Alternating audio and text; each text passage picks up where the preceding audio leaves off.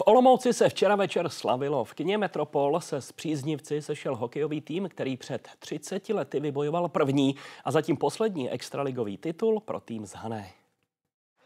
Fanoušci zaplnili Metropol do posledního místa a v 3hodinovém programu zavzpomínali spolu s téměř kompletním zlatým týmem na nejsvětlejší hokejový moment olomoucké historie. Je to krásná vzpomínka, že člověk si vzpomene na to, jak to bylo.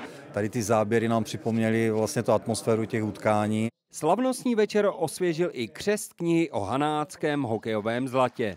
Já jsem tady v té sezóně nebyl, přišel jsem s Jirkou do Pitu až na to playoff a dojelo to až na konec a dneska to připomenutí bylo takový zmražením po zádech. Mistři z Hané samozřejmě sledují aktuální dění v hokeji a doufají v úspěch české reprezentace na domácím mistrovství světa.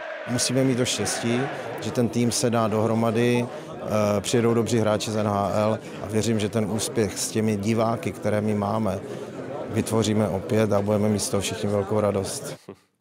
No a závěrem ještě pozvánka na golfové Masters od 21 hodin na ČT Sport a pak hodinu po půlnoci semifinále mistrovství světa hokejistek mezi Českem a Kanadou.